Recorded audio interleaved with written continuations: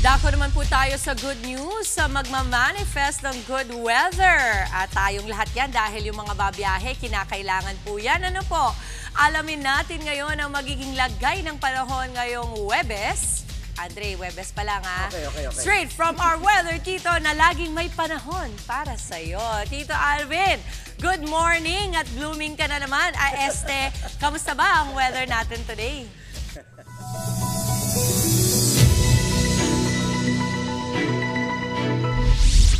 Mas maganda ka pa sa morning, Mama Dims, at good morning mga kapatid. Weather update po muli tayo ngayong araw ng Huwebes. Bagamat mainit sa malaking bahagi ng ating bansa, bumabalik po yung epekto ng ating tinatawag na Intertropical Convergence Zone na kung saan yan po ay magdadala ng mga posibleng thunderstorms at mga pagulan sa ilang bahagi ng Visayas at sa ilang bahagi ng Mindanao. Samantalang ito pa rin easterlies ang magdadala ng mainit at malinsahang panahon sa malaking bahagi o natitirang bahagi ng ating bansa.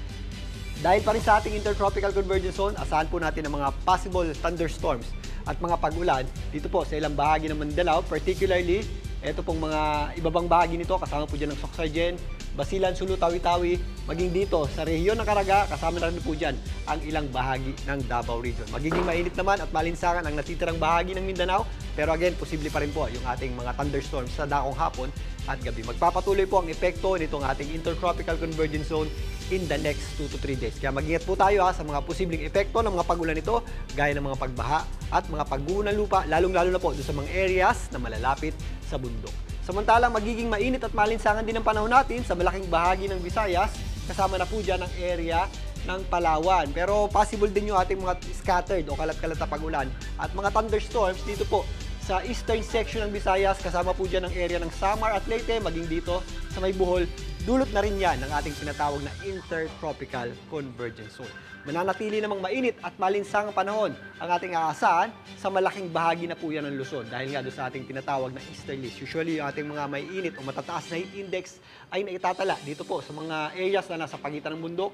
Yan po ang areas ng Cagayan Valley, maging dito sa area ng Central Luzon, lalong-lalo na nga dyan sa area ng Pangasinan, La Union, kasama na po dyan ng malaking bahagi ng Ilocos at Central Luzon. Magiging mainit din po dito sa ilang areas ng Calabarzon, lalong-lalo na dyan sa may area ng Bicol Region.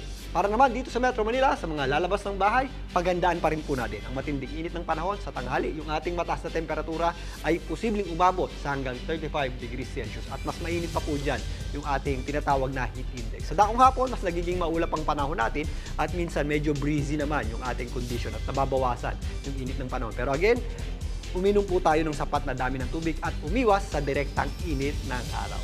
Bango na po mga kapatid at maliwanag na. Sumikat po ang ating araw. Kani-kanila lamang, 5:46 ng umaga at muli po yung lulubog mamayang 6:09 ng gabi. At yan muna ang ating lagay ng panahon. Muli, ito po ang inyong Weather Tito Alvin na lagi may panahon para sa iyo. Mga kapatid, Dimples Romana po, kumpletuhin ang inyong umaga ng mga kwentong puno ng inspirasyon. Salubungin po ang bawat araw ng may ngiti at pag-asa. Kaya't mag-subscribe na po at mag-follow na sa aming social media pages ng News 5.